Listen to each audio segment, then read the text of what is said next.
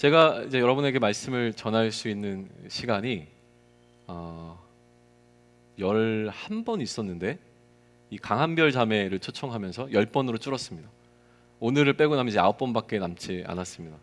그리고 중간에 또 무슨 일이 있으면 또 전할 수 있는 시간이 점점 적어드는데, 우리 약간 이런 10번이라고 하는 거 있잖아요. 10번. 10번이 갖고 있는 뭔가 그 의미 있잖아요. 10번. 그 느낌.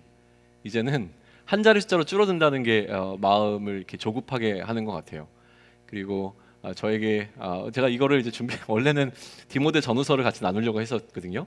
근데 그러려다가 1대1도 계속 진행하고 여러 가지 이제 고민들을 하다가 생각을 좀 바꿨습니다. 왜 바꿨냐면 마음이 쫄리기 시작했어요. 뭘 쫄렸냐면 그래도 저랑 3년 동안 같이 우리가 함께 말씀을 씨름하고 공동체에서 지내왔는데, 저는 이런 생각이 든 거예요. 이 청년의 시기에 기본적으로 우리가 알고 있어야 하는 하나님에 관한 지식이 있어요. 그리고 주일학교를 제대로 나온 사람들이라면, 우리가 기성교육에서도 그런 얘기를 하잖아요. 고등학교를 졸업하면 마땅히 알고 있어야 되는, 교양적으로 알고 있어야 되는 지식들이 있단 말이죠. 그러면 주일학교를 잘 이렇게 거쳐온 친구들이라면 청년의 시기, 20대를 살아가는 시기, 또 30대를 살아가는 청년들에게 요구되어지는 어떤 수준이 있습니다. 최소한 이 정도는 알고 있어야 된다라고 하는 게 있죠. 근데 이런 것들을 질문을 했는데 모르는 경우가 있어요. 근데 먼저 저에게 들어왔던 생각은 뭐냐면, 모를 때 어떤 마음이 드냐면 이전에 왜 이런 거를 왜 못 배운 거지? 라는 생각이 들었어요.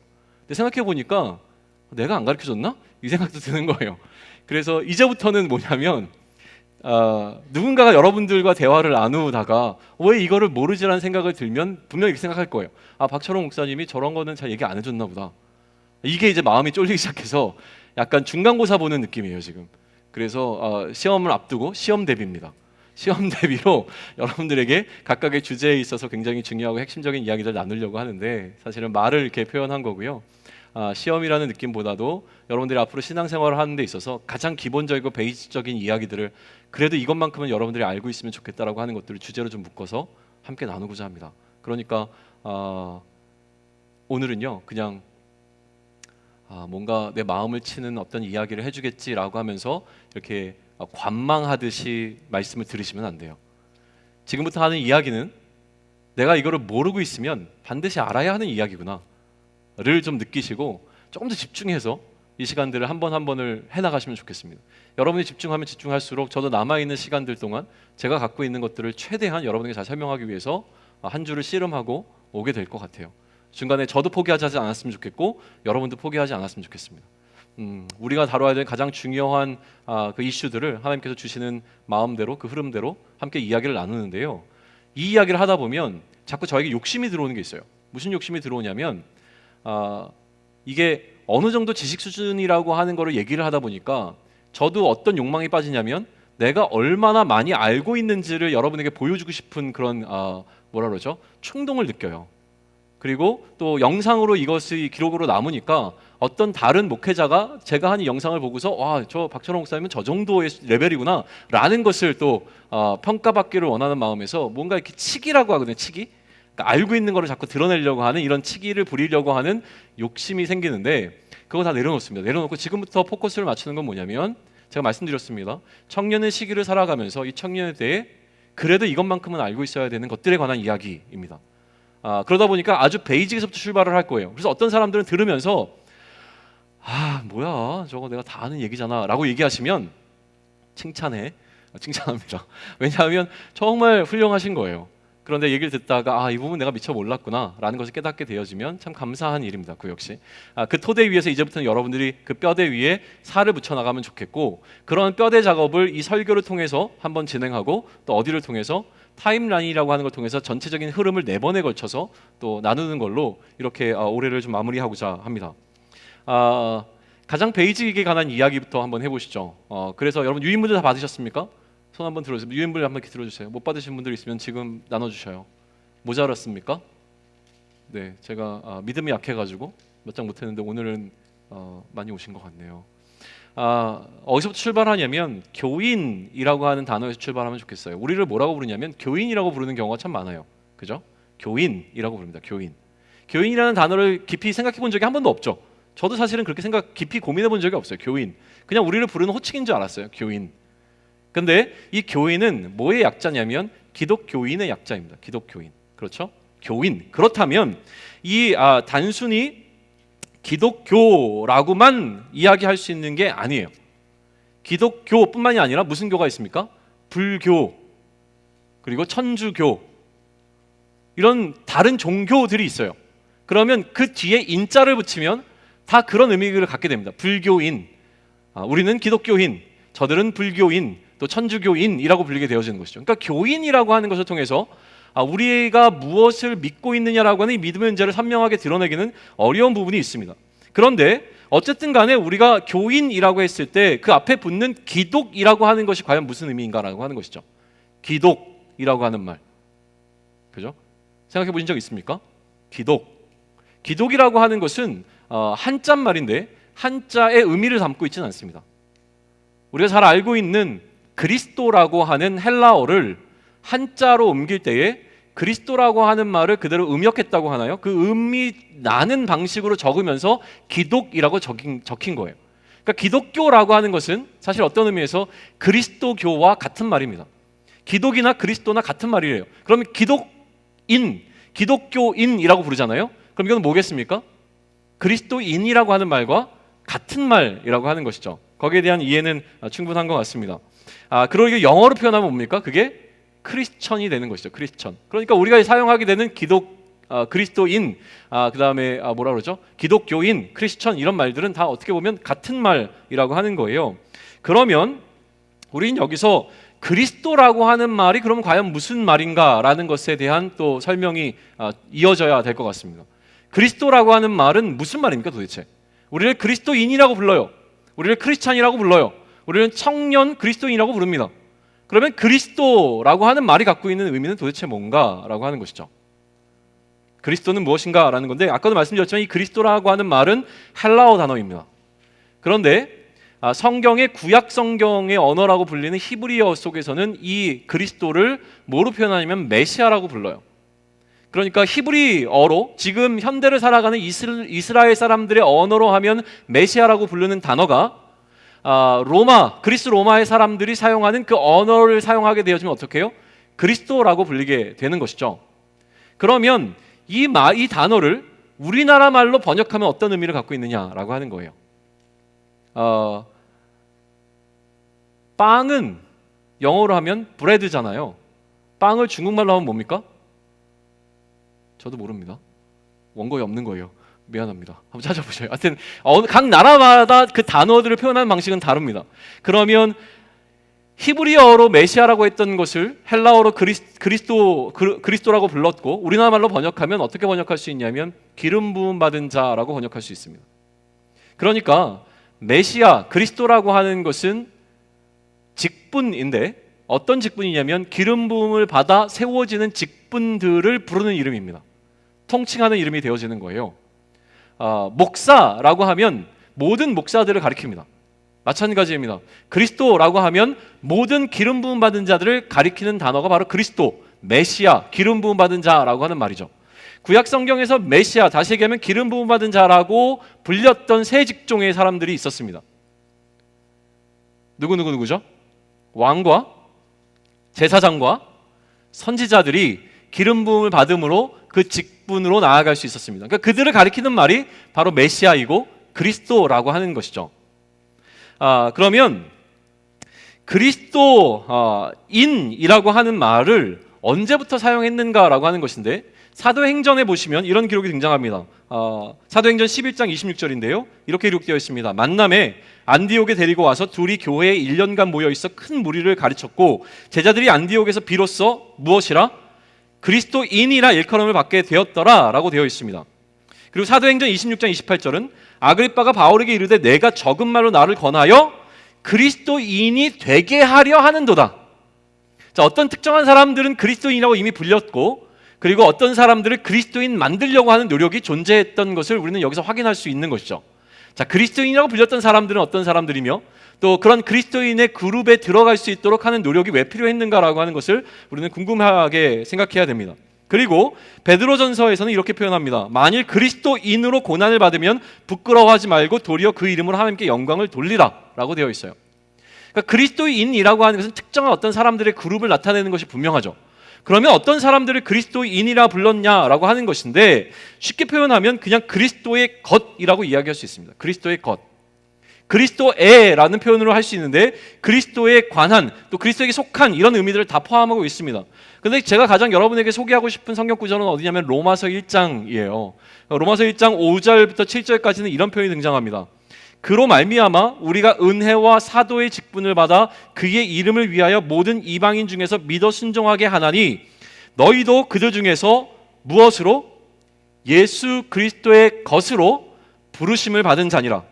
로마에서 하나님의 사랑하심을 받고 성도로 부르심을 받은 모든 자에게 하나님 우리 아버지와 주 예수 그리스도로부터 은혜와 평강이 있기를 원하노라. 6절을 다시 한번 보세요. 그리스도인은 누구입니까? 예수 그리스도의 것으로 부르심을 받은 자들이에요. 그러니까 그리스도인이란 그리스도의 것으로 부르심을 받은 자라고 우리는 이해하는 것이 가장 수월해 보입니다. 그리고 그 밑에 7절에서는 뭐라고 얘기합니까? 이렇게 그리스도의 것으로 부르심 받은 자들을 또 누구로 부르심 받았다고 얘기해요? 네, 성도로 부르심 받았다고 얘기합니다. 그러니까 그리스도인과 성도라고 하는 말은 어떻게 보면 같은 개념이라고 하는 것을 우리는 생각해낼 수 있는 것이죠. 근데 이 성도라고 하는 말은, 그리스도인이라고 하는 말은 신약에서만 사용됐지만 성도라고 하는 말은 사실은 구약에서부터 사용되어 왔던 말이에요. 구약에서 이 성도라는 말은 어떻게 사용되었냐면, 신명기에 등장하는데, 그가 일렀을 때 여호와께서 시내산에서 오시고 세일산에서 일어나시고 바란산에서 비추시고 1만 성도 가운데 라고 설명되어 있어요. 1만 성도 가운데 강림하셨고 라고 되어 있는데, 이것을 영어로 번역하면 어떻게 되어 있냐면, 이 성도라고 하는 말이, 우리는 거룩한 물이라고 하는 한자말을 사용하고 있잖아요. 성도, 거룩한 물이잖아요. 근데 영어 표현에 의하면 holy ones입니다. 그러니까 다시 얘기하면 거룩한 사람들이에요. 거룩한 개인들이에요. 뭐냐면 성인들이라고 하는 표현으로 사용할 수 있는 거예요. 성도라는 무리가 아니라 거룩한 자들 한 명 한 명이 모여서 이 거룩한 무리를 이뤘다는 것으로 이해할 수 있는 것이죠. 그러니까 이 부르심이라고 하는 것은, 성도로 부르심은 개개인적으로 일어나는 사건입니다. 우리 개개인들을 하나님께서 부르셨어요. 이 부르심이라고 하는 것은 무엇이냐면 특별히 구별하셨다는 겁니다. 어떻게 해요? 예수 그리스도의 것으로, 또 더 넓게 표현하면 하나님의 것으로 하나님께서 우리를 부르셨다라고 하는 그 부르심이 이 성도라고 하는 말 가운데 포함되어 있는 거예요. 그런데 거룩한 물이라고 불릴 때 하나님의 것 되어지는 것은 무조건 다 거룩한 겁니다. 거룩한 것은 성경에서는 하나님의 것, 하나님께 속한 것이 다 거룩합니다. 그러니까 우리를 거룩하다고 부르는 이유는 뭐예요? 우리가 누구에게 속했기 때문에? 하나님께 속했기 때문이라고 하는 그 설명이 가능해집니다. 구약에서는 하나님의 것이라고 성도를 불렀지만, 이 신약에 들어오면서 더 구체적으로 우리를 예수 그리스도의 것이라고 설명을 하고 있는 것에 좀 주목해 볼 필요가 있습니다. 그런데 로마서 1장 5절을 우리는 다시 한번 거슬러 올라가 설명을 하면 좋겠습니다. 1장 5절 제가 적어 놓았나요? 대답해 주셔요. 네, 적어 놓으셨습니다. 네, 1장 5절을 우리 같이 한 목소리로 읽습니다. 자, 시작. 그로 말미암아 우리가 은혜와 사도의 직분을 받아 그의 이름을 위하여 모든 이방인 중에서 믿어 순종하게 하나니. 자, 믿어 순종한 사람들이 이제 그리스도의 것이 된 자들이라고 하는 이 등식이 성립합니다. 이해하실 수 있죠? 그리스도의 것 된 자들은 믿어 순종한 자들이에요. 그러면 성도가 되어진다는 것, 그리스도의 것 되어진다는 것, 그리스도인이라고 하는 것은 무엇과 연결되어 있습니까? 믿어 순종하는 것과 연결되어 있습니다. 그렇게 그리스도인이라고 하는 것은 믿음이라고 하는 단어와 함께 갈 수밖에 없는 개념이라고 하는 거예요. 그러니까 성도를 우리가 믿는 자라고 표현한다면, 다시 얘기하면 신자라고 부를 수 있습니다. 신자라고 우리 얘기하잖아요. 신자 되기 원합니다. 우리 성도들을 뭐라고 부를 수 있다고요? 신자라고 부르고 있어요. 그래서 신자와 대비되는 개념으로 불신자라고 하는 개념이 성경에 등장합니다. 믿는 자와 믿지 않는 자로 구분하는 것이죠. 불신자에 관한 개념은 고린도전서 10장에 이렇게 기록하는데, 불신자 중 누가 너희를 청할 때에 너희가 가고자 하거든 이라고 하면서 세상을 두 개로 나눕니다. 믿는 자와 믿지 않는 자로 구분하고 있는 것을 우리는 보게 되어지는 것이죠. 그러니 지금 우리가 이야기하는 그리스도인이란 믿음의 문제와 본격적으로 연결이 되어 있음을 우리는 계속 살펴보게 됩니다. 그러면 믿음이란 무엇입니까? 믿음에 대한 사전적인 정의, 믿는 건 도대체 뭐예요? 믿음이란 사전을 찾아보면 이렇게 적혀 있어요. 어떤 사실이나 사람을 믿는 마음이래요. 그리고 두 번째 설명이 있는데, 두 번째 설명은 뭐라고 되어 있냐면 초자연적인 절대자, 창조자 및 종교 대상에 대한 신자 자신의 태도로서 두려워하고 경건히 여기며 자비, 사랑, 의뢰심을 갖는 일이 믿음이라고 표현되어 있어요. 그리고 같은 말 해놓고 신앙이라고 적어놓았습니다. 믿음은 신앙과 같은 말입니다. 그래서 우리 믿는 자들을 신자라고도 부르지만 또 뭐라고도 부릅니까? 신앙인이라고도 부르는 이유가 거기에 있습니다. 그런데 엄밀히 말하면 신앙을 갖고 있는 사람들은 믿음을 갖고 있는 사람들이지만 이 믿음과 신앙을 갖고 있는 사람들을 다 통칭해서 우리는 뭐라고 부르냐면 종교인이라고 부릅니다. 모든 종교인들은 신앙을 갖고 있어요. 무속신앙이라는 말도 들어보지 않으셨습니까? 우리 모든 사람들은 신앙을 갖고 있습니다. 하나님을 믿지 않는 불신자들도 신앙을 갖고 있는데 그들의 신앙은 무엇이냐면 신이 존재하지 않는다라고 하는 그 믿음을 갖고 있는 것이 그들의 신앙입니다. 결국은 모든 사람들은 신앙을 갖고 있는 것이죠. 그들의 종교성을 갖고 있는 거예요. 그러니까 우리가 지금 이야기하고자 하는 믿음이라고 하는 것은 믿음이 있는가 없는가라고 하는 이 주제를 넘어서서 뭘 이야기하는 거냐면 도대체 그러면 우리가 믿고 있는 그 믿음의 대상은 누구인가에 관한 논의라는 거예요. 믿음이 있느냐 없느냐의 문제가 아니라 우리가 믿고 있는 것이 무엇이냐는 거 묻는 거예요. 여러분들이 믿고 있는 건 도대체 뭡니까? 자, 믿음이라고 하는 주제로 우리가 지금 오늘 다루고 있는데 우리가 믿는 것이 무엇이냐는 거예요. 우리는 믿음 가운데 있는 자들입니다. 우리는 신앙인입니다. 그러면 우리가 믿고 있는 게 도대체 뭐예요? 사람들이 묻습니다. 여러분들이 믿고 있는 것은 무엇입니까? 그럼 우리가 딱 떠오르게 되는, 그래서 한 사람 한 사람 다 물어본다면 이따 목장 모임 시간에 한번 물어보셔요. 물론 설교를 다 듣고 났으니까 조금은 다른 차원의 이야기를 하겠지만 내가 믿어왔던 것, 그러니까 오늘 우리가 말씀을 나누기 전에 내가 믿어왔던 것이 무엇인지를 서로 나누면 좋을 것 같아요. 나는 이전에 내 믿음은 이런 것을 믿는 거라고 생각했다라는 이야기를 해주시면 참 좋겠죠. 믿음인데요, 사도신경을 생각해 보면 거기 나와 있는 어떤 믿음의 요건들이 다 등장을 합니다. 다 맞는 이야기예요. 그리고 그것은 사도들이 신앙으로 고백했던 것들을 압축해 놓은 게 사도신경이라고 부르는 겁니다. 그러니까 그 사도신경에 나와 있는 그 믿음의 고백들을 우리도 해야 되는 건 분명해요. 그러나 제가 이 시간을 통해서 여러분과 선명하게 더 하고 싶은 건 뭐냐면 우리의 믿음의 정수, 우리가 믿는 것을 아주 압축적으로 그 본질이 무엇인가를 함께 나누고자 하는 거예요. 그래서 누군가 당신이 믿는 것이 무엇입니까? 라고 물는다면 그 내가 믿고 있는 믿음이 무엇인지 더 뚜렷하고 선명하게 얘기하는 것이 너무나 필요하기 때문이죠. 내가 믿는 게 그냥 뭉뚱그려져서 다듬어지지 않았어요. 얘기하면 그냥 맞는 것 같아요. 그러나 선명하지 않아요. 선명하지 않으니 그냥 평상시를 살아갈 땐 괜찮아요. 그런데 우리의 믿음을 흔드는 이슈가 발생했을 때는 무너져 내리는 겁니다. 내가 믿는 게 분명하지 않으니까 내가 도대체 이 상황 가운데서 뭘 붙잡아야 되는지가 분명하지 않은 거예요. 붙잡아 왔던 것들이 무너지기 시작하면요 내 믿음도 무너집니다. 그게 문제라는 거예요. 그래서 지금 우리가 하고자 하는 것은 절대 결코 우리가 한평생을 살아가면서 놓치지 말아야 되는 그 믿음이 무엇인가를 오늘 이야기하고자 하는 거예요. 내가 도대체 뭘 믿는가? 내가 뭘 믿어야 하는가에 관한 이야기라는 거예요. 믿음의 대상이라고 했습니다. 요한복음 14장 1절에서 예수님은 이렇게 말씀하십니다. 너희는 마음에 근심하지 말라. 하나님을 믿으니 또 나를 믿으라. 마가복음 11장에서는 이렇게 기록합니다. 예수께서 그들에게 대답하여 이르시되 하나님을 어떻게? 믿으라. 사도행전 16장 34절입니다. 그들을 데리고 자기 집에 올라가서 음식을 차려주고 그와 온 집안이 하나님을 믿음으로 크게 기뻐하니라. 여러분 나눠준 유인물에는 제가 방금 읽었던 성경 구절이 안 나와 있을 수 있는 가능성이 높아요. 왜냐하면 앞뒤로 한 장에 맞추려고 하다 보니까 뭐 몇 개를 삭제를 했어요. 제가 읽어드리는 건 그냥 들으시면 돼요. 왜 안 적혀 있지만 이러지 마시고 그렇죠? 센스 있게 가시면 됩니다. 그러나 그 중에서 핵심은 뭡니까? 지금 믿는 것을 뭐라고 얘기했어요? 우리가 믿는 대상이 뭡니까?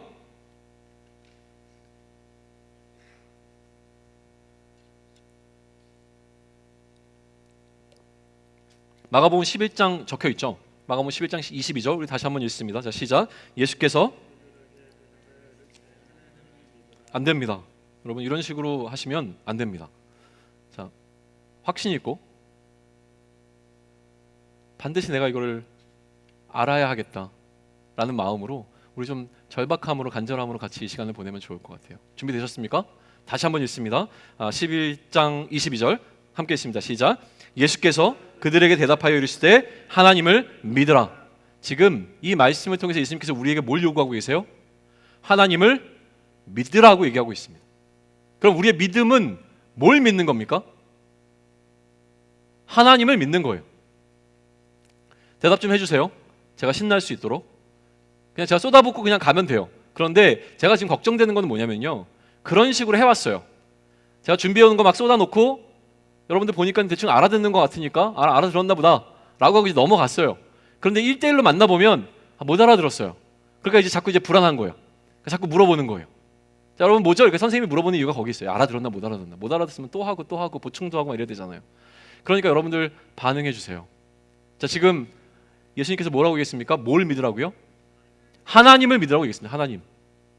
그러면 또 묻습니다. 그렇다면 과연 하나님을 믿는 건 뭐예요? 하나님을 믿는다는 건 뭐예요? 제가 얘기합니다. 여러분은 저를 믿으셔야 됩니다. 나 박철홍을 좀 믿어주세요. 그럼 여러분은 뭘 믿으시겠어요? 저의 뭘 믿으시겠어요? 믿을 구석이 그렇게 없어요? 저의 뭘 믿으시겠어요? 제가 얘기합니다. 나 좀 믿어. 야, 제발 나 좀 믿어줘. 왜 이렇게 나를 안 믿니? 나 좀 믿어줘. 자, 하나님을 믿는다는 것은 과연 무엇을 믿는 것일까? 라는 것이죠. 고민해 보신 적 있으세요? 하나님을 믿습니다. 도대체 하나님의 뭘 믿는 거죠? 하나님의 존재를 믿는다? 맞는 이야기예요. 하나님의 능하신 손을 믿는다? 맞는 이야기예요. 다 맞는 이야기예요. 그런데 제가 여러분과 함께 가장 핵심적으로 나누고 싶은 것은 무엇이냐면, 우리의 믿음은 하나님의 약속을 믿는 믿음입니다. 제가 여러분에게 얘기하는 거예요. 여러분 나 좀 믿어주세요 라고 했을 때는 뭐냐면, 내가 여러분에게 한 말을 믿어주고 내가 여러분에게 한 그 약속을 신뢰해 주세요. 내가 약속한 것을 내가 반드시 지킬 겁니다 라고 하는 나의 신실함에 관해서 여러분에게 이야기를 하는 겁니다. 하나님을 믿으라 라고 하는 것은 무엇이냐면, 하나님이 우리에게 주신 그 약속을 믿으라 라고 하는 것이고, 그러면 우리의 믿음은 무엇입니까? 하나님의 약속을 믿는 믿음이라고 하는 거예요. 자, 여기까지만 여러분이 이해하셨어도 충분합니다. 자, 우리가 믿는 믿음은 무엇입니까? 뭐를 믿는 믿음이에요? 하나님의 약속을 믿는 믿음입니다. 여기까지는 됐습니다. 그러면 이제 우리가 궁금한 것이 있습니다. 뭐냐? 그 약속이 무엇인가라는 거예요. 자, 하나님의 약속을 믿는 믿음이 우리가 갖고 있어야 되는 믿음이라는 것까지는 이해가 됐어요. 그러면 도대체 하나님께서 우리에게 무슨 약속을 주셨는가? 이게 그 다음 순서잖아요. 그래서 성경에 보면 하나님께서 인간들에게 주신 약속이 굉장히 많습니다. 생각보다 많아요. 그런데 그 가운데서 가장 핵심이 되는 몇 가지 약속들만 오늘 여러분과 나누면서 그 약속을 믿는 것에 관한 이야기를 진행하고자 합니다. 예를 들면 이런 약속도 있어요. 다 같은 개념이긴 하지만 설명이 좀 길어질 것 같아서 빼긴 했는데, 노아에게 주신 약속은 무엇이었습니까?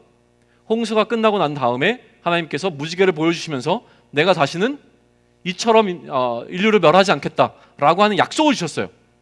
그러면 하나님을 믿는다고 하는 것은 노아에게 있어서는 뭐겠습니까? 하나님이 다시는 물로 우리를 심판하지 않을 것이라고 하는 그 믿음, 그 약속을 믿는 믿음이란 말이에요. 그러니까 우리는 그런 믿음에 대해서 이야기를 지금부터 진행하려고 하는 건데요. 히브리서 11장 1절에서는 성경이 이야기하는 믿음에 대한 정의를 이렇게 내립니다. 뭐라고 하냐면, 믿음은 바라는 것들의 실상이요 보이지 않는 것들의 증거니 라고 기록되어 있습니다. 믿음이란 바라는 것들의 실상이고 보이지 않는 것들의 증거다라고 하는 것은 역시나 이 약속과 연관되어 있는 정의 내림이라고 하는 거예요. 자, 우리 약속을 살펴보죠. 아브라함의 언약이요, 창세기 12장 1절에서부터 3절까지 기록되어 있는데, 1절부터 3절, 12장 1절부터 3절은 뭐냐면, 하나님께서 아브라함이 되기 전에 아브라함에게 주셨던 약속을 기록하고 있어요.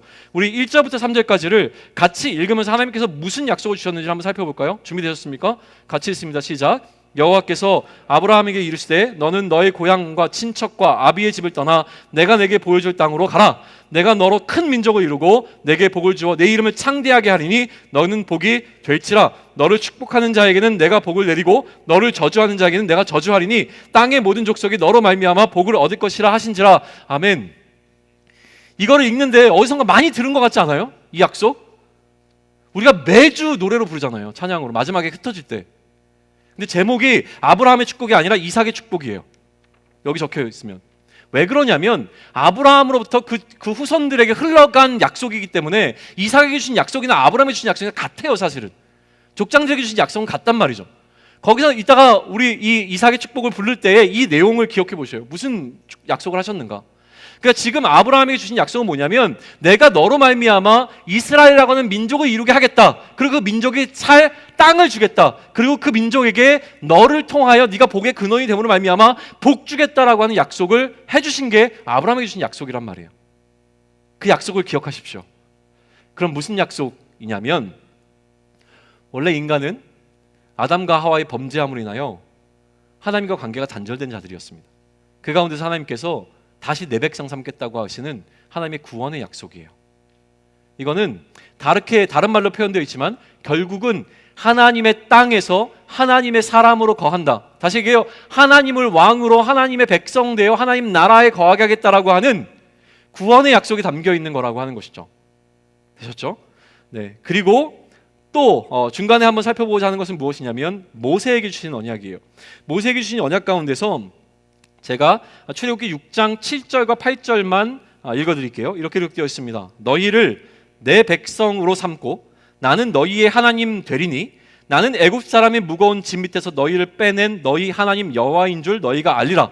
내가 아브라함과 이삭과 야곱에게 주기로 맹세한 땅 뭐예요? 아브라함에게 주었던 그 약속된 땅 으로 너희를 인도하고 그 땅을 너희에게 주어 기업을 삼게 하리라. 나는 여호와라 하셨다 하라. 자, 아까 이 언약 하나님의 약속은요 같은 약속인데 조금씩 더 발전되어집니다. 개념적으로.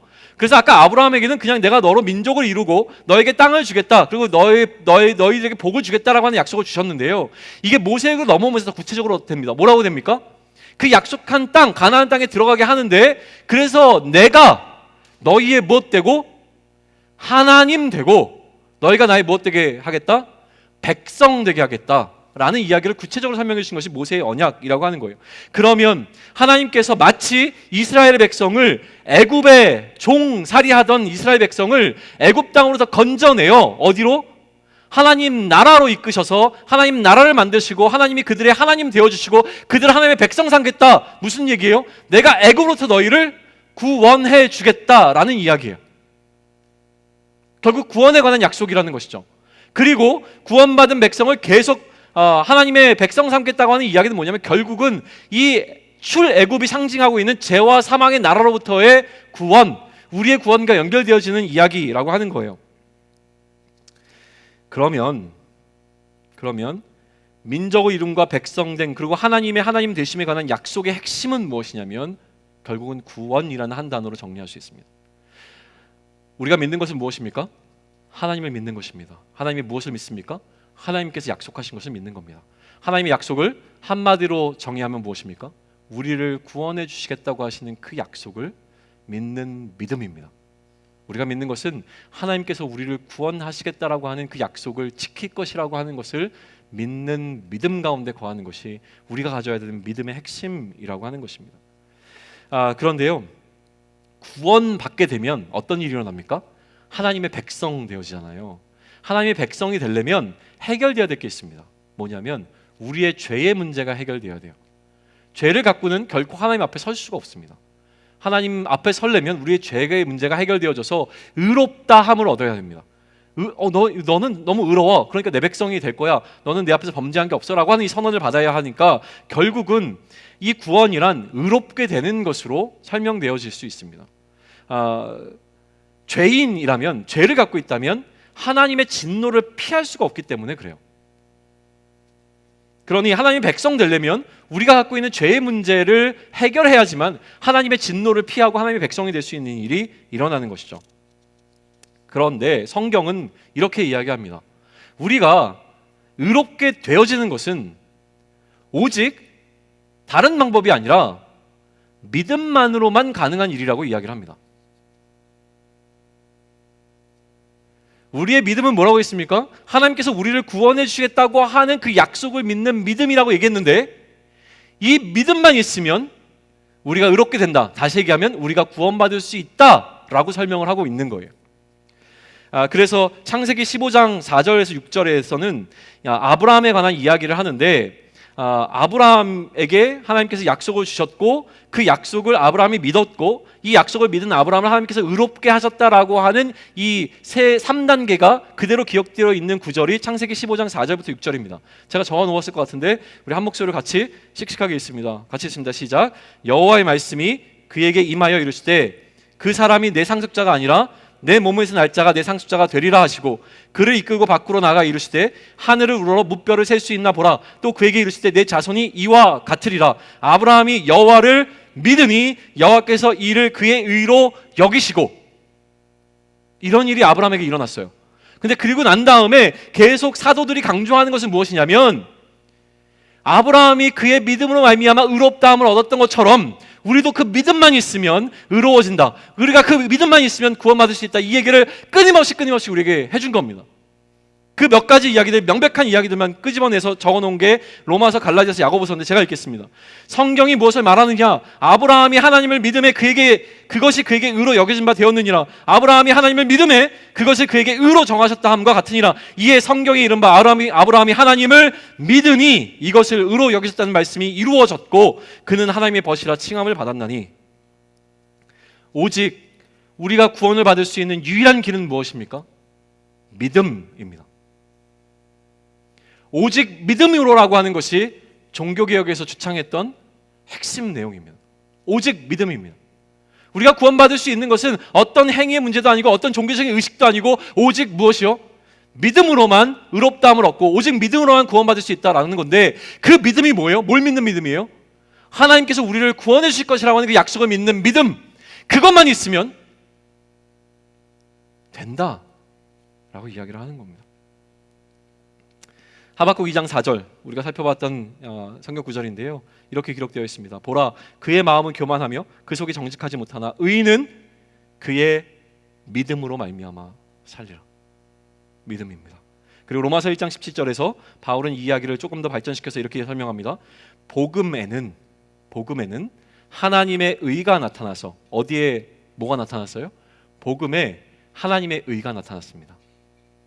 복음에 기쁜 소식, 그 기쁜 소식에 뭐가 나타났어요?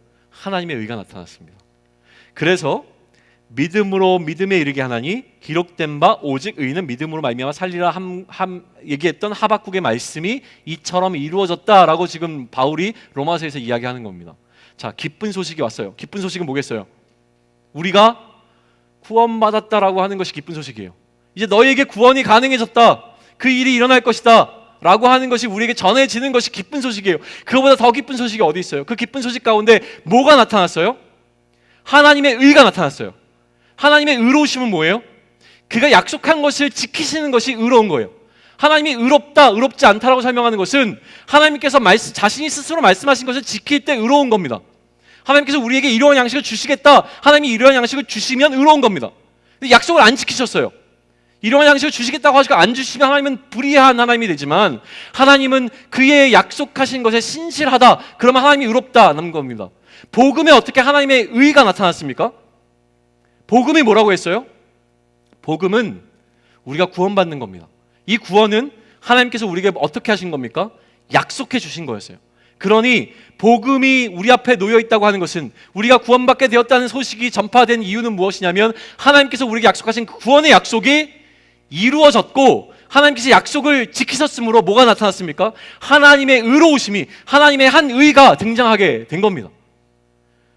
그래서 우리가 하나님이 얼마나 미쁘신 분인지, 얼마나 신뢰할 만한 분인지, 얼마나 믿을 수 있는 분인지를 알게 되어지는 그 믿음으로 말미암아 우리가 하나님을 더 믿게 되어지는 믿음으로 이끌어졌고, 우리에게 생겨난 그 믿음으로 말미암아 우리가 의롭다함을 얻어 구원받게 되었다라고 설명을 지금 바울은 하고 있는 것이죠. 그런데 그 구원이라고 하는 약속, 다시 얘기하면 우리가 믿는 것은 하나님께서 우리에게 약속하신 구원의 약속을 믿는 것인데, 이 구원의 방식에 대한, 다시 얘기하면 우리가 믿는 이 믿음의 더 디테일한 내용들을 우리는 조금 더 살펴볼 필요가 있습니다. 자, 하나님께서는 우리에게 구원을 약속하시면서 방법도 알려주셨어요. 어떻게 구원할 것인지. 그 구원의 방식은 무엇이었냐면 그가 메시아를 보내주실 것으로 약속했습니다. 그리고 그 메시아가 아까 헬라어 말로 하면 뭐라고 그랬죠? 그리스도를 보내주실 것이라고 하는 약속을 통해서 우리를 구원하겠다. 그 약속을 통해서 우리를 구원하겠다고 말씀해 주신 거예요. 자, 그러면 아까도 말씀드렸지만 그리스도는 그냥 기름 부음 받은 모든 자들을 가리키는 말이었어요. 그런데 사람들이 기다리기 시작한 거죠. 하나님께서 우리를 구원하기 위해서 그 그리스도를 보내주실 것이다. 그 메시아를 보내주실 것이다. 그 왕이 오실 것이다 라고 하는 기대감을 갖게 되어지는 일이 있었는데 그것이 바로 다윗 언약이라는 겁니다. 다윗에게 주셨던 그 언약이에요. 이게 굉장히 중요한데 사무엘하 7장 13절과 14절은 여러분이 반드시 꼭 이해하고 있어야 될 구절입니다. 이거를 이해하면 성경의 모든 부분들이 풍성하게 이해될 수 있습니다. 다윗에게 하나님께서 주셨던 약속을 우리가 살펴보려고 하는데요. 13절과 14절만 우리 같이 읽을까요? 준비되셨습니까? 사무엘하 7장 13절과 14절 함께 있습니다. 시작.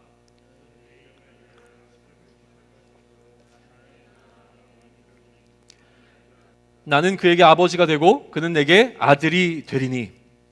자, 끝까지 안 읽으시는 분들 사랑합니다. 내 이름을 위하여 집을 건축할 것이다. 무슨 얘기겠냐면 지금 다윗이요. 광야의 시대를 살아갈 때에 하나님은 그 성막, 그러니까 이동할 수 있는 그 처소 안에 법궤 속에 들어 계신 하나님으로 이해했습니다. 법궤가 하나님의 임재의 상징이었기 때문에 하나님은 여전히 천막 가운데 거하고 계시는 것처럼 느꼈어요. 근데 자신은 왕궁에 지금 살고 있는데 하나님을 위해서 너무 죄송한 거예요. 그래서 하나님을 위해서 내가 집을 짓겠습니다. 하나님이 거하실 수 있는 집을 내가 짓겠습니다라고 얘기했더니 하나님께서 얘기하시는 거예요. 그 집은 네가 지을 것이 아니다.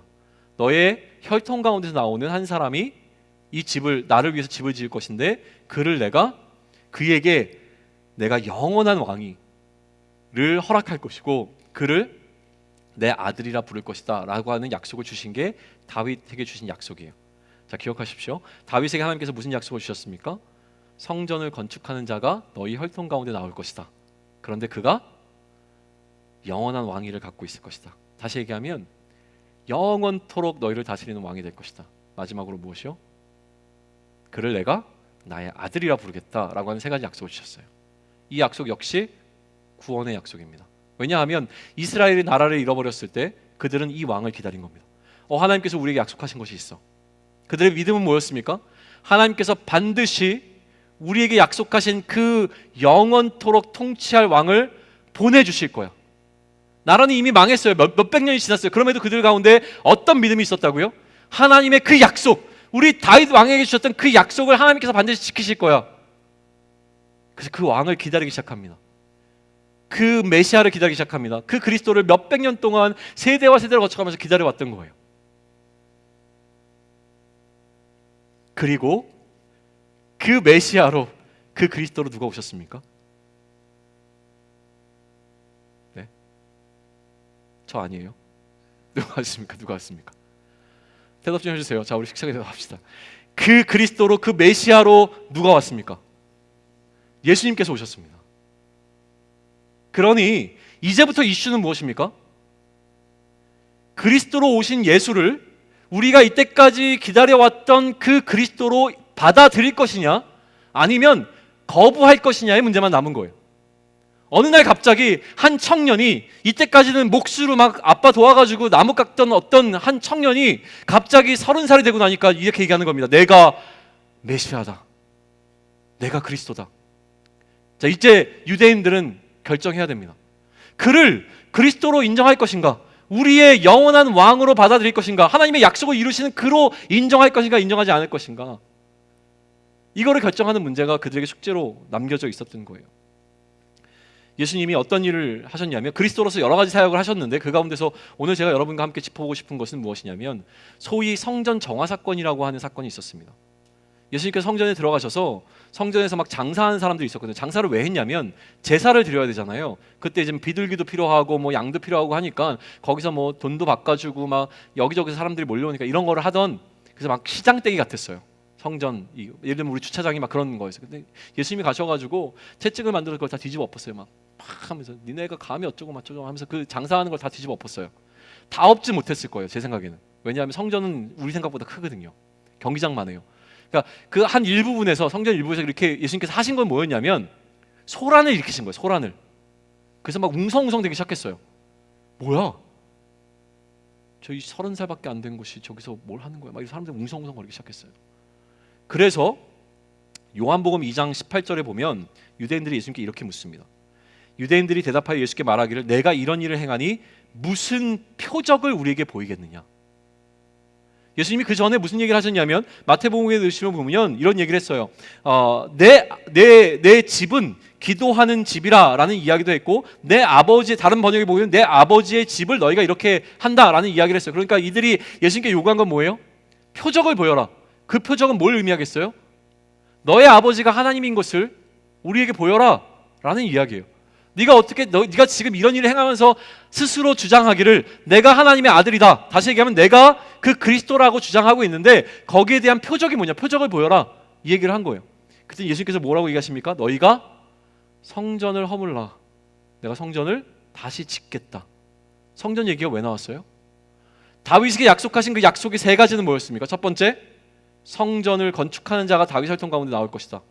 두 번째, 그가 영원한 왕위를 갖고 있을 것이다. 세 번째 세 번 어떻게 되지? 첫 번째, 두 번째, 세 번째는 뭐죠? 그를 내 아들로 부르겠다라는 거였어요. 그러니까 지금 예수님께 네가 보일 표적이 뭐냐 물었을 때 예수님께 뭐라고 했습니까? 내가 성전을 건축할게 얘기한 거예요. 내가 성전을 건축할게. 그죠? 자기가 그리스도라는 자기 주장을 하셨어요. 그리고 시간이 흘러갑니다. 나중에 예수님을 죽이기로 사람들이 모의했어요. 그래서 막 거짓 증인들도 불러다가 예수님을 막 이렇게 거짓으로 막 폄하시킵니다. 그러다가 예수님을 잡아 넣을 제목을 못 잡고 있었는데 어떤 사람들이 와서 이 얘기를 하는 거예요. 예전에 내가 들은 적이 있는데 저 예수가 자기가 성전을 허물고 성전을 다시 짓겠다고 했더라. 자, 이거는 왜 문제가 됩니까? 성전을 실제로 허물지 않았잖아요. 근데 그게 왜 문제가 됩니까? 성전을 다시 짓는 자가 누구라고요? 하나님의 아들이고 그리스도라고 하는 주장이기 때문에 그래요. 그러니까 예수님께서 자신이 그 하나님이 구원하시기로 약속하셨던 그 그리스도이고 내가 하나님의 아들이라고 하는 것을 자기 주장했기 때문에 거기에 대해서 이제 종교 지도자들이 물은 겁니다. 너 이 얘기에 대해서 어떻게 생각해? 예수님이 아무 얘기도 안 하셨어요. 그러니까 이제 말을 바꿔서 물어봅니다.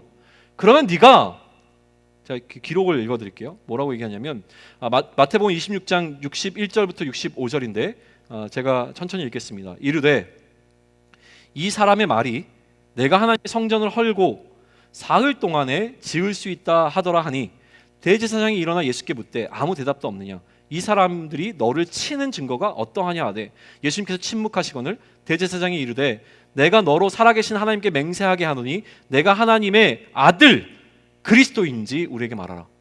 이제 이해되시죠? 왜 이걸 묻습니까? 성전을 건축한다고 했으니까요. 그러면 네가 하나님의 아들인지 또 그 영원한 왕위를 갖고 있는 그 그리스도인지 우리에게 말하라. 예수께서 이르시되 뭐라고 했습니까? 내가 말하느냐 맞다. 그러나 내가 내게 이르노니 이후에 인자가 권능의 우편에 앉아 있는 것과 하늘 구름을 타고 오는 것을 너희가 보리라 하시니 자 내가 하나님의 아들이고 내가 그리스도라는 것을 맞다라고 자기 주장을 하시니까 이에 대제사장이 자기 옷을 찢으며 이르되 그가 신성모독하는 말을 하였으니 어찌 증인을 더 요구하리요. 보라 너희가 지금 이 신성모독하는 말을 들었도다.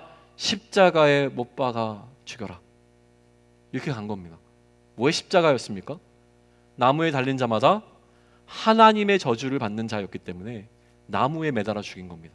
그래서 이 심판을 예수님이 자신이 하나님의 아들인 것을 예수님이 하나님의 약속된 그 그리스도인 것을 누가 아니라고 선언해 주신 사건으로 하나님께서 저주를 부어서 그는 나의 아들이 아니다. 내가 보낸 그리스도가 아니라는 것을 증명하는 방식으로 예수님을 십자가에 못 박아 죽게 한 겁니다.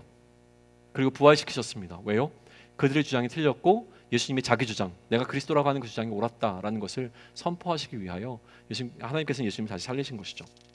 그러므로 우리의 믿음은요, 뭘 믿는 겁니까? 하나님께서 우리에게 주신 약속을 믿는 건데 하나님께서 우리에게 주신 약속은 무엇입니까? 우리를 구원하시겠다고 하는 약속입니다. 우리를 구원하실 때 하나님께서는 어떤 식으로 구원하셨습니까? 자기 아들을 십자가에 내어주심으로 말미암아 우리를 구원하셨습니다. 그러니 우리가 믿는 것은 무엇이냐면 예수님께서 우리를 위한 그리스도로 오신 것을 믿는가라고 다시 재정리할 수 있습니다. 우리의 믿음은 예수님을 그리스도로 믿는 겁니다. 우리의 믿음의 핵심은 무엇입니까? 예수님을 그리스도로 믿는 것입니다. 사도행전 2장 36절 제가 있습니다. 그런즉 이스라엘 온 집은 확실히 알지니 너희가 십자가에 못 박은 이 예수를 하나님이 주와 그리스도가 되게 하셨느니라. 마태는요, 신약 성경을 시작하면서, 제가 세가적으로 오신 분들은 저한테 이 얘기 들으신 기억이 있을 거예요. 저는 성경의 가장 첫 번째 부분들에 굉장히 집중하는데, 구약 성경을 펼치면은요, 첫 번째 등장하는 이야기가 뭐냐면 태초에 하나님이 천지를 창조하셨다는 이야기예요. 놀랍죠? 하나님이 천지를 창조하셨다는 이 이야기를 믿느냐 안 믿느냐에 따라서 그 나머지 이야기는 전부 다 구라인가 아닌가로 결정됩니다. 그죠? 그런데 신약 성경을 시작하면서 보통은 마가복음, 요즘 이제 젊은 신학자들은 전부 다 마가복음 우선서를 주장합니다. 그러니까 마가복음이 가장 먼저 복음서 가운데 쓰였는데, 그럼에도 불구하고 순서상으로는 마태복음이 가장 먼저 등장합니다. 마태복음 1장 1절에서 뭘 기록하고 있습니까? 아브라함과 다윗의 자손 예수 그리스도의 세계라. 그 족보를 이야기를 하면서 시작해요. 근데 그 앞에 뭐라고 얘기하냐면 아브라함과 다윗의 자손 예수 그리스도를 이야기하고 있어요. 자, 신약은 유대인들도 구약은 유대인들도 인정합니다. 그런데 유대인들이 인정하지 못하는 것은 신약이에요. 그들은 신약을 인정하지 않습니다. 그러니 신약 성경을 펼치고 가장 먼저 우리가 고백해야 될 것은 무엇이냐면 그 예수가 아브라함에게 약속하신 그 약속과 다윗에게 약속하신 그 약속을 이루는 그리스도로 오신 분이라고 하는 것을 믿는가로부터 신약은 출발하고 있다는 거예요. 그거를 믿지 못하면 신약의 모든 이야기는 믿을 수 없는 이야기가 되어집니다. 그게 핵심인 거예요. 뭐가 핵심입니까? 예수를 그리스도로 인정하냐 인정하지 못하느냐예요. 마태복음을 다 읽어보십시오. 그래서 그 족보 맨 마지막에 뭐라고 기록하냐면 1장 16절에 야곱은 마리아의 남편 요셉을 낳았으니 마리아에게서 그리스도라 칭하는 예수가 나시니라. 마태는 꿋꿋이 얘기하는 겁니다. 유대인들을 향하여 그리스도라고 하는 예수가 이 혈통 가운데 났다, 이 얘기를 하는 거예요. 그 다음부터 계속 강조하는 것은 무엇이냐면 예수님께서 이렇게 하셨고 이렇게 하셨는데 그것은 무엇이냐면 주께서 선지자를 통하여 말씀하신 바를 이루려 하심이라. 예수님께서 하나님의 그 약속을 전부 다 이루시는, 선지자를 통해서 우리에게 약속하신 그 모든 약속을 다 이루시는 분이 누구라고요? 예수님이시다라고 하는 걸 증거하기 위해서 쓰여진 책이 바로 마태복음이라고 하는 거예요. 마태복음을 읽으면서 우리가 느낄 수 있는 것은 바로 그거라고 하는 겁니다. 조금은 긴 결론을 맺겠습니다. 우리의 신앙 고백의 핵심은요, 마태복음 16장 16절이 되어야 됩니다. 마태복음 16장 16절 기록해 놓았는데 외우시는 분들은 외우시고요. 같이 한번 읽습니다. 시작. 시몬 베드로가 대답하여 이르되 주는 그리스도시요 살아계신 하나님의 아들. 이게 가장 중요한 핵심이에요. 우리의 신앙의 핵심은 무엇입니까? 예수님을 그리스도로 하나님의 아들로 인정하는 것입니다. 그것은 무엇을 인정하는 겁니까? 다윗에게 주셨던 그 약속을, 하나님께서 우리를 구원하신다고 하는 그 구원의 약속을 믿는 겁니다. 그게 우리의 믿음의 핵심입니다. 우리가 뭘 믿는지가 분명해지셨습니까? 믿음이란 우리를 구원하시겠다는 하나님의 약속을 믿는 믿음입니다. 믿음이란 우리를 구원하시겠다는 하나님의 약속을 믿는 믿음이며, 그 약속이 그리스도로 오신 예수로 말미암아 성취되었음을 믿는 것입니다. 로마서 10장 9절은 이렇게 기록합니다. 내가 만일 내 입으로 예수를 주로 시인하며 또 하나님께서 그를 죽은 자 가운데 살리신 것을 내가 마음에 믿으면 구원을 받으리라. 그러니 믿음의 결국은 구원인 겁니다. 베드로전서 1장 9절은 기록합니다. 믿음의 결국 곧 영혼의 구원을 받음이라. 이신칭이라고 하는 말이 있습니다. 오직 믿음으로만 의롭게 되어진다는 말이죠. 하박국 2장 4절 다시 한번 읽습니다. 보라, 그의 마음은 교만하며 그 속이 정직하지 못하나 의인은 그의 믿음으로 말미암아 살리라. 로마서 1장 17절입니다. 복음에는 하나님의 의가 나타나서 믿음으로 믿음에 이르게 하나니 기록된 바 오직 의인은 믿음으로 말미암아 살리라 함과 같으니라. 그런데요, 믿음은요 그냥 우리 머릿속의 개념이 아닙니다. 믿음은 성경에서는 어떻게 표현하냐면 실존하는 것으로 표현합니다. 실체적으로 기록하고 있어요. 어떻게 기록하냐면 믿음이 온다라고 표현합니다. 마치 믿음이 우리에게 걸어오는 것처럼 표현해요. 믿음이 온다. 또 믿음에 거한다. 또 믿음을 가진다. 믿음에 섰다. 믿음이 있다. 믿음이 없다. 이런 표현들을 사용해요. 그리고 믿음을 버렸다라고 이야기를 합니다. 그리고 믿음을 어떻게 설명하냐면 그렇게 존재하는 믿음이 유기체와 같이 살아있는 것으로 설명합니다. 그래서 이 믿음은 자라기도 하고 쇠하기도 합니다. 그래서 이렇게 표현하는 거예요. 믿음은 살아있다, 죽었다. 믿음이 깊다, 얕다. 믿음이 작다, 크다. 믿음이 연약하다, 믿음이 강하다. 믿음이 더 굳건해져야 된다, 믿음에서 떨어졌다. 온전한 믿음, 부족한 믿음. 믿음이 충만하다. 믿음이 잘한다, 믿음이 헛되다, 믿음이 거짓되다.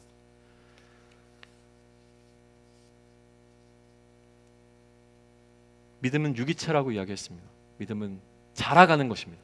그러면 이 믿음이 온전히 자라는 것에 관해서 우리는 고민해야 되는 것이죠. 내가 하나님이 우리를 구원하신다고 하는 그 믿음이 우리에게 있습니다. 그런데 이 믿음은 어떻게 됩니까? 온전하게 이르도록 자라가야 되는, 아직 온전하게 못 자란 거예요. 성장하고 성숙하고 뭐라 그러죠? 성인이 돼야 돼요, 믿음이. 그런데 아직 우리 믿음이 그렇게 자라지 않았어요. 그러면 이 온전한 믿음을 어떻게 해야 되는가라고 하는 것인데요, 야고보서 2장 22절은 이렇게 기록합니다. 내가 보거니와 믿음이 그의 행함과 함께 일하고 행함으로 믿음이 어떻게 온전하게 되느니라. 믿음이 자라는 것은 우리의 행함과 연결되어져 있습니다. 그런데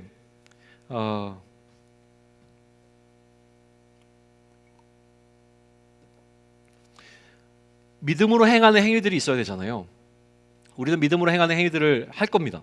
그런데 우리가 행하는 믿음으로 행하는 행위의 크기에 대해서 로마서 4장 18절은 이렇게 기록하는데요. 아브라함이 바랄 수 없는 중에 바라고 믿었으니 이는 내 후손이 이 같으리라 하신 말씀대로 많은 민족의 조상이 되게 하려 하심이라 라고 기록되어 있어요. 무슨 얘기냐면 아브라함에게 자손을 주신다고 하셨을 때요, 아브라함은 결코 아이를 낳을 수 있는 상황이 아니었습니다. 태가 끊겨 있는 상황이었어요. 그러니까 이거를 바랄 수 없는 상황 가운데 아브라함은 뭘 했습니까? 믿었다는 거예요. 그러니 우리의 행함의 근거이 되는 믿음은 어느 정도 수준의 믿음을 지금 이야기하냐면, 우리가 가능할 법한 것을 믿는 것이 아니라 불가능해 보이는, 우리의 생각은 도무지 될 것 같지 않은 상황에서도 믿는 그 믿음을 이야기하는 거예요. 그게 온전한 믿음이에요. 우리가 믿는 믿음의 크기는 어떠한 것이라고요? 결코 우리의 생각으로는 우리가 다 머리를 아무리 맞대고 생각해봐도 이거는 될 수 없는 일이야 라고 했는 그 상황 속에서 하나님께서 여전히 우리를 향한 그 약속을 지킬 것을 믿는 그 믿음이 온전한 믿음의 크기라고 하는 거예요. 바랄 수 없는 가운데 바라는 믿음을 이야기하는 겁니다. 이 믿음에 관한 이야기를 히브리서 11장 13절과 14절은 이야기하는데요, 혹시 제가 적어 놓았습니까? 히브리서 11장 13절과 14절 있나요? 네, 같이 한번 읽습니다. 시작. 이 사람들은 다 믿음을 따라 죽었으며 약속을 받지 못하였을 때 그것들을 멀리서 보고 환영하며 또 땅에서는 외국인과 나그네임을 증언하였으니 그들이 이같이 말하는 것은 자기들이 본향 찾는 자임을 나타냄이라. 우리가 나눴던 나그네의 핵심은 사실 이 구절에서 나온 거예요.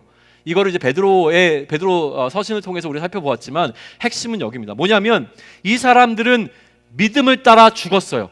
우리도 믿음으로 살아가다가 죽을 가능성이 거의 100%에 가깝습니다. 뭐를 못 보고 죽을 가능성이요? 하나님께서 우리를 구원해 주셨다고는 그 약속이 이루어지는 것을 보지 못하고 이 땅 가운데서 믿음 가운데 살다가 죽을 가능성이 굉장히 높다는 거예요. 그럼에도 불구하고 이들은 그들의 소망이 이루어질 것을 알았기에 이 땅을 살아가면서 그러한 나그네 속의 삶을 살았다라는 이야기를 히브리서에서 하고 있는 것이죠. 우리의 믿음은 우리의 생각처럼 되어지지 않을 그 바랄 수 없는 가운데도 여전히 하나님께서 우리를 신실함 가운데 구원해 줬다는 그 약속을 지킬 것이라고 하는 것을 믿는 믿음 가운데 살아가는 겁니다. 그 믿음이 있을 때, 그 큰 믿음이 있을 때 이 믿음이 우리로 하여금 승리하게 한다라고 이야기를 해요. 그러한 믿음이 있어야지만 이 세상 가운데서 승리할 수 있다라고 이해하는 것으로도 우리는 설명할 수 있어요. 이 믿음을 갖고 있었던 신뢰를 아브라함뿐만이 아니라 누구를 두고 있냐면 우리가 잘 알고 있는 다니엘에 관한 이야기도 하는데, 다니엘이 어디에 들어갔습니까? 굴에 들어갔다가 굴에 들어갔죠. 네, 제가 성경을 너무 안 읽어가지고 이렇게 설교하다 가끔 헷갈려요. 풀무불에 들어갔나 사자굴에 들어갔나 막 헷갈려요.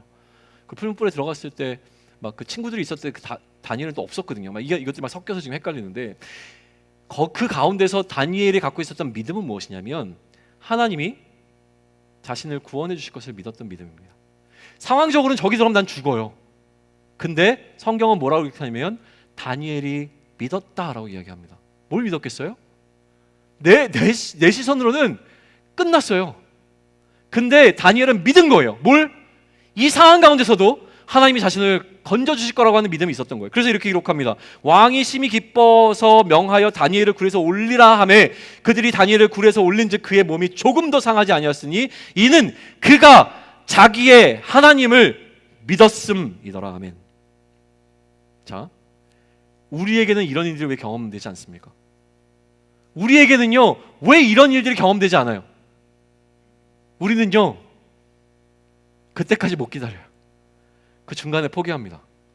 갈아타요. 하나님을 부인하는 것도 아니에요. 하나님에 대한 신앙은 있어요. 하나님 여전히 존중해요. 그런데 어떤 상황이 오게 되면 이 상황은 하나님께서 해결하지 못하실 거라고 하는 하나님에 대한 믿음이 쪼그라들고 나면 오히려 하나님 외에 다른 것이 이 문제를 해결해 줄 거라고 생각하고 그것으로 우리의 믿음이 흘러갑니다. 돈이, 사람이, 내 경험이, 내 능력이 아니면 또 다른 어떤 것이 이 문제를 해결할 것을 믿고 하나님께 모든 것을 올려드리지 못하고 그 중간에 우리는 무너져 버린다니까요.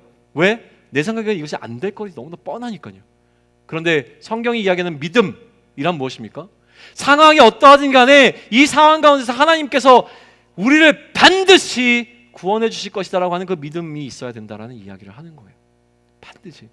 이거 없으면 죽을 것 같은 것들 어떡하지? 와, 내가 이 돈 못 벌면 어떡하지? 죽는 거 아니야? 내가 사람들에게 이렇게 인정받지 못하면 어떡하지? 나 죽는 거 아니야? 이런 마음이 들 때 끝까지 하나님께서 나를 구원하신다고 했으니 그 하나님만 믿고 신뢰하면서 갈 수 있겠냐? 이걸 묻는 게 그 믿음이에요. 우리는 죽는다는 죽음의 공포에 쉽게 무너집니다. 이거 안 되면 죽을 것 같거든요. 인정받아야 되고 가질 수 있는 거 가져야 되고 먹고 싶은 거 먹어야 합니다. 요한일서 5장 4절에 이렇게 기록합니다. 무릇 하나님께로 난 자마다 세상을 이기느니라. 세상을 이기는 승리는 이것이니 우리의 믿음이니라. 세상을 이기게 하는 것은 우리가 하나님을 향해 어떠한 믿음을 갖고 있느냐입니다. 바랄 수 없는 가운데 상황을 뛰어넘는 믿음을 갖고 있을 때에 우리는 세상을 이깁니다. 세상이 우리를 어떻게 보냐면요, 히브리서는 이렇게 표현합니다. 이런 사람은 세상이 감당하지 못하느니라. 이거 제가 너무 좋아하는 말씀이라 이렇게 표현하면 안 돼요. 미안합니다. 시간이 자꾸 가는데 거의 다 끝났어요. 히브리서 11장의 그 파트를 제가 읽어드릴게요. 세상이 감당치 못하는 믿음에 관한 이야기인데 어디서부터 읽어야 될까요? 32절부터 제가 읽겠습니다. 내가 무슨 말을 더 하겠습니까? 기드온, 바락, 삼손, 입다, 다윗 및 사무엘과 선지자들의 일을 말하려면 내게 시간이 부족합니다. 그들은 믿음으로 나라를 이기기도 했고 의를 행하기도 했고 약속을 받기도 하며 사자들의 입을 막기도 하며 불의 세력을 멸하기도 하며 칼날을 피하기도 하며 연약한 가운데서 강하게 되기도 하며 전쟁에 용감하게 되어 이방 사람들의 진을 물리치기도 하며 여자들은 자기의 죽은 자들을 부활로 받아들이기도 하며 또 어떤 이들은 더 좋은 부활을 얻고자 하여 심한 고문을 받되 구차히 풀려나기를 원하지 아니하였습니다. 또 어떤 이들은 조롱과 채찍질뿐만 아니라 결박과 옥에 갇히는 시련도 받았습니다. 돌로 치는 것과 톱으로 켜는 것과 시험과 칼로 죽임을 당하고 양과 염소의 가죽을 입고 유리하며 궁핍과 환난과 학대를 받았으니 이런 사람은 세상이 감당하지 못합니다. 그런 믿음을 갖고 있는 사람은요, 이 정도의 믿음 뭐예요? 지금 죽음 앞에서도요 하나님께서 어떻게든지 나를 구원해 주실 거라고 하는 이 믿음을 갖고 있는 사람들은 세상이 감당치 못한다니까요. 이 얘기를 지금 하고 있는 거란 말이죠. 그런데 제가 나중에 더 구체적으로 설명하겠지만, 그래서 이제 어떻게 하냐, 뭐 이 얘기를 우리가 하잖아요. 그러면 이제 어떻게 하냐, 야 이제 우리 믿음으로 살아, 그 믿음 가져야지 그러잖아요. 사실 여기까지로 이제 설교를 마치면 돼요. 근데 이거는 이제 추가로 2가지만 더 얘기하고 마칠게요. 그러면 이제 여러분들은 마음속에 이제 설교를 잘 받아들이신 분은, 우리가 함께 나눴던 이해를 잘 받아들이시는 분은 마음속에 어떤 마음이 들어옵니까? 야, 그 믿음 가져야지. 이제부터 난 그 믿음을 갖고 살 거야. 어떤 상황이 와도 하나님께서 나를 구원해 주신다는 그 사실만 붙잡고 살아갈 거야. 두렵지 않아. 믿어야지. 믿을 거야. 자, 믿는 것을 지금 누가 하고 있습니까? 내가 하고 있잖아요. 그러면 내 의가 드러납니다. 믿으려고 노력했잖아요. 믿기 위해서 막 나는 큐티도 열심히 할 거야. 막 예배도 늦게 나오지 않을 거야. 뭐 예배 빠지지 않을 거야. 막 뭐 할 거야. 뭐 하여튼 막 성경을 통독할 거야. 그런 마음들이 드는 거예요, 지금. 더 강한 믿음을 가지려면 막 이러면서 막 생각을 하는 거예요. 더 믿기 위해서 막 더 찬양을 더 듣고 막 더 뭘 하고 막 그런 것이 생각나요. 그러니까 내가 뭔가를 해서 믿게 된 것 같습니다. 그런 믿음이 생기는 것 같아요. 그런데 나중에 그 이야기를 해주십니다. 뭐라고 하시냐면, 그러므로 믿음은 들음에서 나며 들음은 그리스도의 말씀으로 말미암았느니라. 믿음이 어떻게 생겨났냐면, 하나님께서 우리에게 예수 그리스도를 통해서 허락하신 그 구원에 관한 이야기를 들려주셨기 때문에 그것이 우리에게 믿음으로 작동하게 된 것이라는 설명을 합니다. 믿음은 우리가 스스로 갖게 된 것이 아니라 하나님께서 우리에게 주신 선물과 같은 은혜입니다. 그런데 그럼에도 불구하고 우리는 그러면 하나님께서 선물을 주실 때까지 기다리는 게 아니에요. 이 설명은 왜 나온 거냐면 그런 믿음을 갖게 된 자가 내가 어떻게 믿음을 가졌지? 라는 생각을 할 때 그때 깨닫게 되는 겁니다. 야, 내가 어떻게 이런 믿음을 가질 수 있었지? 나는 결코 이 믿음을 가질 수 없는 자인데 나에게 이러한 믿음이 들어왔다니 이게 은혜이구나 를 깨닫게 되는 거예요. 그래서 이제는 어떻게 살아가니까? 너희 믿음이 사람의 지혜에 있지 아니하고 다만 하나님의 능력에 있게 하려 하였노라. 하나님의 능력이 아니면 나에게 이러한 믿음이 생길 수 없구나.